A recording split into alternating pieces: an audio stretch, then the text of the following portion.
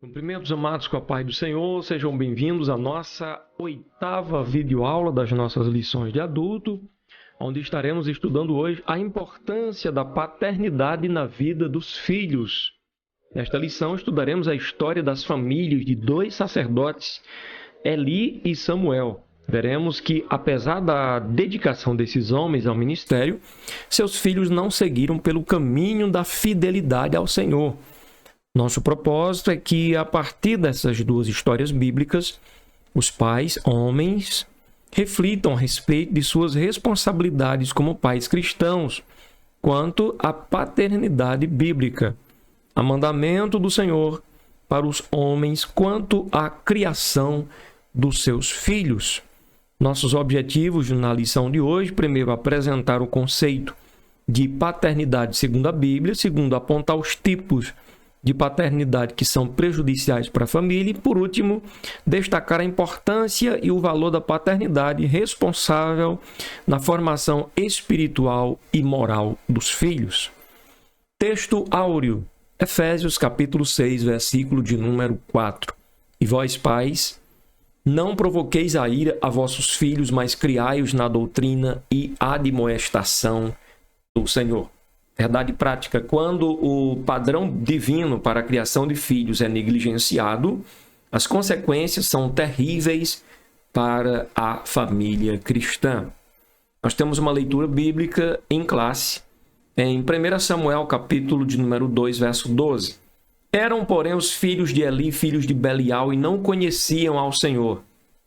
Porquanto, o costume daqueles sacerdotes com o povo era que, oferecendo a alguém algum sacrifício, vinha o moço do sacerdote, estando-se cozendo a carne, com um garfo de 3 dentes em sua mão, e dava com ele na caldeira, ou na panela, ou no caldeirão, ou na marmita, e tudo quanto o garfo tirava, o sacerdote tomava para si. Assim faziam a todo o Israel que ia ali a Siló. Também, antes de queimarem a gordura, vinha o moço do sacerdote e dizia ao homem que sacrificava: dá essa carne para assar ao sacerdote, porque não tomará de ti carne cozida, senão crua. E dizendo-lhe o homem: queime primeiro a gordura de hoje, e depois toma para ti quanto desejar a tua alma. Então ele lhe dizia: não, agora a hás de dar, e se não, por força a tomarei. Era, pois, muito grande o pecado desses jovens perante o Senhor, porquanto os homens desprezavam a oferta do Senhor. Era, porém, Eli já muito velho, e ouvia tudo quanto seus filhos faziam a todo Israel, e de como se deitavam com as mulheres que, em bandos, se ajuntavam à porta da tenda da congregação. 1 Samuel, capítulo 8, versículo 1, diz: E sucedeu que, tendo Samuel envelhecido, constituiu a seus filhos por juízes sobre Israel. E era o nome de seu filho primogênito Joel, e o nome do seu segundo Abias. Foram juízes em Berseba. Porém, seus filhos não andaram pelos caminhos dele, antes se inclinaram à avareza e tomaram presentes e perverteram o juízo. Que nesta lição a gente vai estar focando duas famílias que tiveram aí problemas na formação dos seus filhos, que foi a família de Eli e também a de Samuel. Na família de Eli é citado aqui Ofni e Finéias sob a conduta negligente de seu pai. Tornaram-se profanos no exercício do sacerdócio. Na família de Samuel, seus filhos Joel e Abias tornaram-se avarentos e gananciosos, não tendo respeito pelo que representavam para Israel.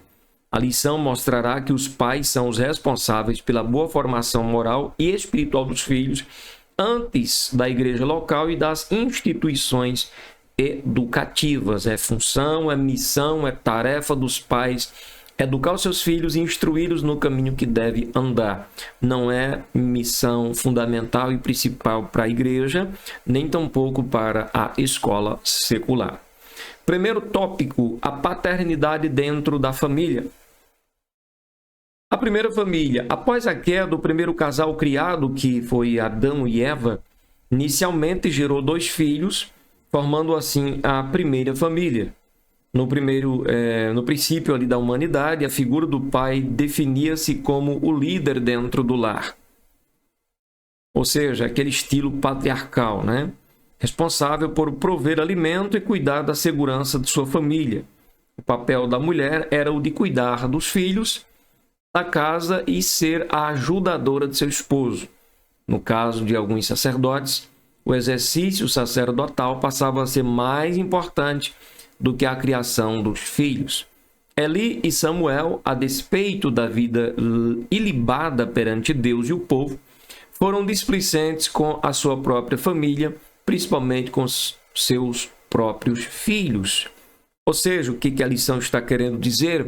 Que esses homens se envolveram com o sacerdócio ao ponto de não terem nenhum envolvimento com seus filhos, ou, no primeiro caso, que é o caso de Eli, houve aí uma negligência quanto à educação, quanto à instrução desde criança para os seus filhos, que logo vieram a ser também sacerdotes. No caso dos filhos de Samuel, eles vieram a ser juízes, mas quando chegaram lá, que começaram a julgar, estavam aceitando presentes e pervertendo o verdadeiro juízo, e isso não foi bom, né?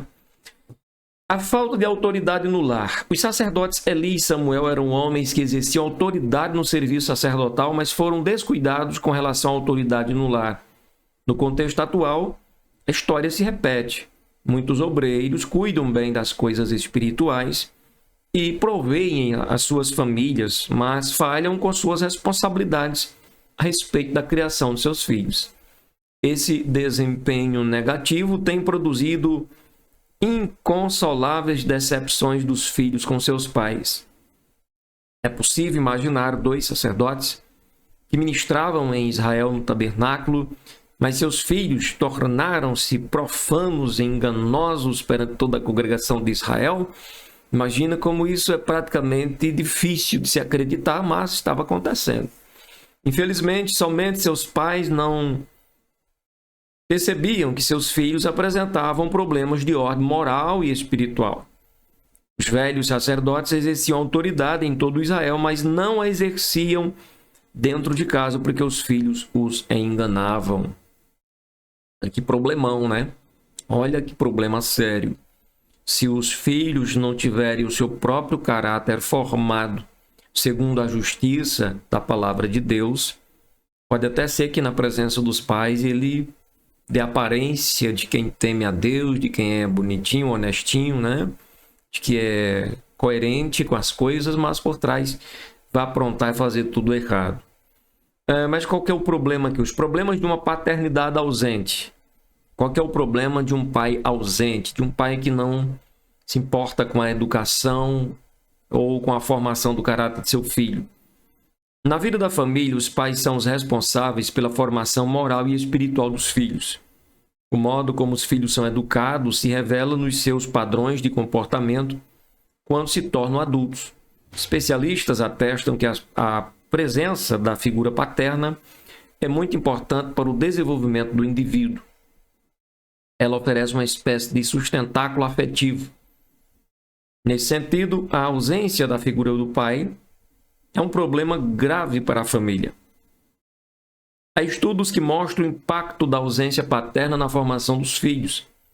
O pai cristão é uma referência de segurança para eles, de equilíbrio, controle das emoções e de estabelecimento de prioridades para a vida. Além disso, de modo geral, os pais transmitem aos filhos valores quanto à bondade, a gentileza, o falar correto, dentro de muitos outros. Infelizmente, quando isso é negligenciado, o resultado pode ser desastroso. No caso dos sacerdotes em questão, eles não dispensavam tempo para os filhos que se tornaram rebeldes e profanos. Ou seja, filhos criados praticamente sozinhos, e a história se repete hoje. Há filhos que o pai trabalha à noite e a mãe trabalha durante o dia. Desta maneira, esses filhos só vão ver os seus pais no final de semana, no domingo. Isto não é bom para os filhos. Talvez os pais pensem assim, não, nós dois temos que trabalhar porque temos que dar o melhor para os nossos filhos. E o que é o melhor? O que nós pensamos como aquilo que é o melhor? Será que o melhor para os nossos filhos é aquela roupa de marca? O melhor para os nossos filhos são todos os brinquedos que ele vem a desejar? O melhor para os nossos filhos é aquela comida especial que qualquer um desejaria dar, mas às vezes a condição não oferece, né, capacidade para isso? Entende? O que é o melhor que nós pensamos? Será que é necessário os dois se ausentarem dos filhos para lhes dar o melhor? Fato é que não vão conseguir. Se nos ausentamos dos nossos filhos e os abastecemos e fazemos com que eles sobejem de tantas coisas, de tantos itens, de tanto tipo de coisas que eles pensam, que imaginem, que queiram, que desejem, mas se não houver a presença dos pais, está faltando um ingrediente principal. Tipos de paternidade extremista. Não existe um padrão duplo quanto às regras morais dentro da família. O padrão ético é um só. E a ética cristã orienta os pais quanto aos cuidados que devem ter na criação dos filhos. Há pelo menos dois tipos de paternidade que devem ser evitados e corrigidos. O primeiro é a paternidade autoritária. O pai autoritário trata os filhos como se fossem elementos neutros, sem sentimentos, sem memória, sem vontade. Geralmente a paternidade autoritária é aquela que tão somente dá ordens aos filhos. Esse tipo de autoridade e imposição sabe apenas manipular os filhos e exigir deles comportamentos forçados. Os filhos obedecem por medo, por culpa, por remorso, por rancor. O zelo extremo de certos pais os tem feito perder seus filhos, que se desviam, e, infelizmente, alguns nunca mais voltam à igreja. Consequentemente, desviam-se da presença do Senhor. Esses pais precisam ouvir e praticar a palavra de Deus, que diz: E vós, pais, não provoqueis a ira a vossos filhos, mas criai-os na doutrina e admoestação do Senhor. O extremismo deve ser evitado. O que é? O pai precisa ter autoridade? Sim. Sim, o pai tem que ter autoridade. Porque ele, como cabeça, né, que não somente coordena, que não somente gerencia, mas que tem um domínio total sobre o corpo, no caso sobre o lar, se ele não tiver autoridade, então vai ficar bagunçado de alguma forma. Mas tem que exercer essa autoridade com justiça, retidão e amor. Tem que ficar claro para os filhos. Tem que deixar claro para os filhos o papel dos pais, o papel do pai, o papel da mãe e o papel do filho. Quando exige a necessidade de uma negativa, de dizer não para um filho, tem que deixar claro por que não. Para que o filho entenda que não é um capricho do pai, mas é algo que naquele momento não pode ser feito ou que nunca deve ser feito. Mas tem que deixar bem claro o porquê. Por exemplo, às vezes tomamos conhecimento de filhos que são disciplinados, corrigidos, sem que haja culpa. Isso precisa ser evitado, porque isso vai gerar revolta nestes filhos. Outro tipo de paternidade que precisa ser evitado ou corrigido é a paternidade permissiva. Veja que aqui existem dois extremos. Paternidade autoritária, que dentro desse contexto não permite nada absolutamente. O filho é simplesmente um ser considerado sem sentimento, sem mente, sem inteligência própria, e que, portanto, só pode ir se o pai disser vai, só pode vir se o pai disser venha, né? Só pode sentar se o pai disser sente, só pode levantar se o pai disser levante. Isso é um extremo. E o outro extremo é ser permissivo. Quando o pai não se importa com os princípios bíblicos e deixa à mercê dos filhos a liberdade para decidirem sobre o que quiserem, o fim será calamitoso. Se por um lado é errado prender totalmente, engaiolar o filho, por outro lado, também é errado abrir mão dele e deixá-lo à solta segundo o seu bel prazer. E essa paternidade, ou até mesmo a maternidade, é um tipo de tolerância sem freio algum, que induz a criança até a imaginar que seus pais não os amam e não se importam com suas necessidades emocionais e físicas. Ora, o pai permissivo é aquele que entende que os filhos devem tê-los como exemplo, mas não os corrigem quando cometem erros e nem os aconselha quando se decepcionam com situações mais complexas da vida.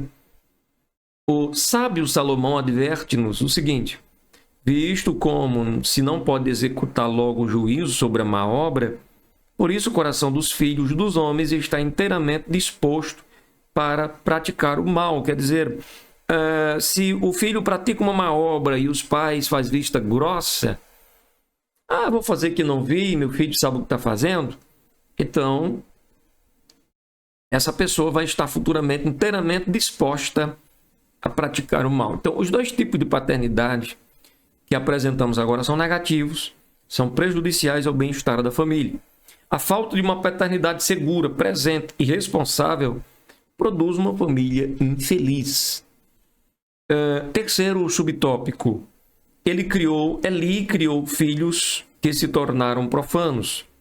O texto bíblico de 1 Samuel 2, verso 12 diz: eram, porém, os filhos de Eli, filhos de Belial.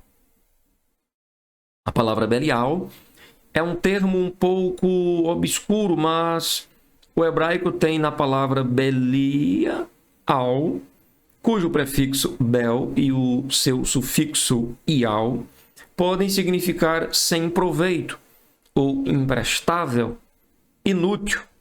Quer dizer, filhos inúteis, filhos imprestáveis, filhos sem proveito. Pode também significar perversão ou pervertido. E os filhos de Eli foram homens pervertidos e irreverentes, que não respeitavam as coisas sagradas do tabernáculo. É lamentável um pai que tinha uma posição especial de representação diante de Deus, aliás, representação de Deus perante Israel, tornar-se um pai relapso com a família. Isto não pode acontecer. Temos que estar presente e instruir os nossos filhos no caminho que deve andar, para que deles se tire muito proveito, sim. Sejam filhos proveitosos, que produzam frutos para a glória de Deus e para o bem da família e também para o bem da sociedade. Porque filhos bem estruturados é uma bênção para a família, mas também se torna uma bênção para o contexto social em que esta pessoa vive. Terceiro e último tópico: o fracasso de dois pais relapsos com os filhos. Omissos, né? O texto de 1 Samuel 2, verso 12, diz o seguinte: eram, porém, os filhos de Eli, filhos de Belial, e não conheciam ao Senhor. Ou seja, não conhecer não significa necessariamente que não tinham nenhum entendimento sobre Deus, sobre a palavra de Deus, sobre as coisas de Deus. Não é que eles não soubessem que existe o Senhor Deus Jeová Todo-Poderoso, que é Criador do céu e da terra, que era o guarda de Israel. Não. Esse contexto, ou significado desta palavra, dizendo que eles não conheciam ao Senhor, significava dizer que eles não andavam com Deus, ou não faziam a vontade de Deus, ou não tinham nenhuma intimidade, nenhum vínculo com o Todo-Poderoso. E imaginem um homem dedicado ao ministério sacerdotal por mais de 40 anos, que tinha uma família constituída de pelo menos 2 filhos, os quais, convivendo com os trabalhos sacerdotais do pai, não conheciam o Senhor. No caso de Samuel não foi muito diferente. Seus filhos não tinham nenhuma disciplina, tornaram-se avarentos e profanos. Quando foi confrontado a respeito do mau procedimento dos filhos, que foram rejeitados pelos anciãos do povo, e mesmo sendo muito respeitado por todos, Samuel sentiu-se também rejeitado. Filosofia de alguns líderes cristãos de que a ordem das coisas começa com o ministério e depois a família está equivocada. A prioridade dos obreiros cristãos antes do ministério começa com a sua própria casa. O apóstolo Paulo destacou que para que alguém deseje o episcopado, deve, entre outros princípios, governar bem a própria casa e ter os seus filhos em sujeição. É preciso ensinar a disciplina para seus filhos, mas para isso é preciso estar presente na vida deles. Não há disciplina familiar sem a presença dos pais. Não há possibilidade disso. Nossos filhos não são robozinhos que a gente controla eles com controle remoto de longe, através de um site especializado nisso, de um aplicativo, onde do celular a gente controla os filhos em casa. Não dá certo. Ou os pais se tornam presentes na vida dos filhos, ou eles nunca receberão a verdadeira instrução. A isenção de responsabilidade de Eli e Samuel para com os filhos. Sem que esses sacerdotes exercessem autoridade em casa, seus filhos se tornaram vulneráveis, frágeis e propensos às fraquezas da carne. Deus espera que os líderes de igreja na atualidade exerçam sua liderança em casa. Eli e Samuel se isentaram da responsabilidade para com seus filhos.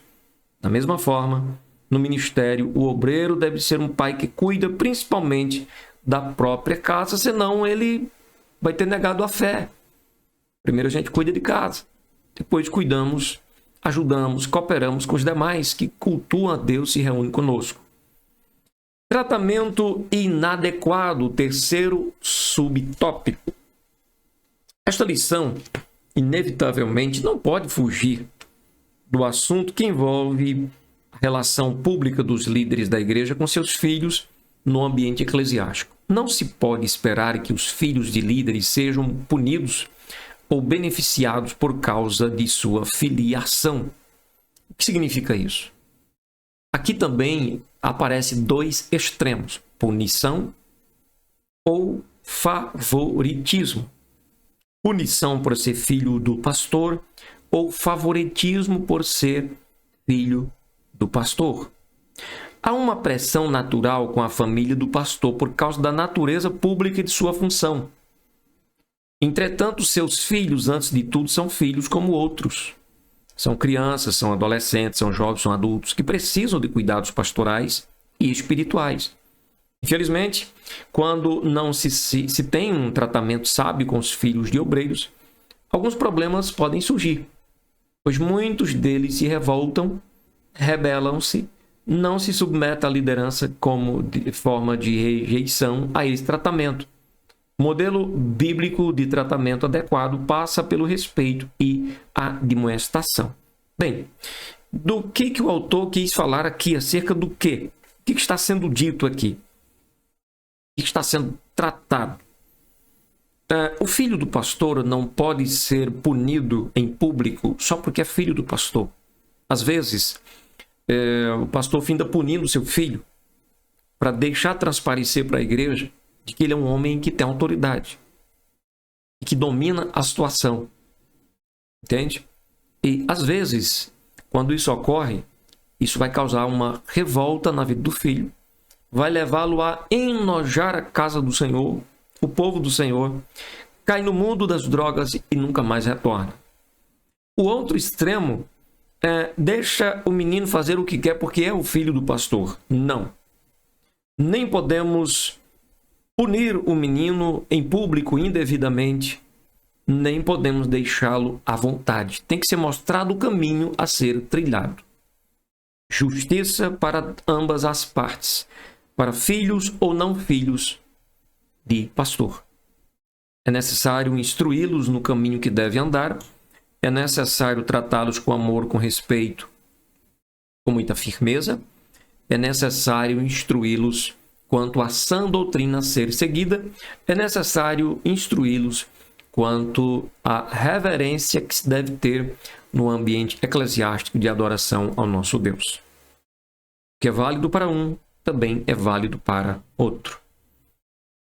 Concluímos dizendo que os pais são exortados a ensinar os filhos, conversando com eles e orientando-os para a vida. Um líder que tem consciência de que esse ministério começa na sua casa será abençoado e colherá frutos por ter uma família que serve ao Senhor.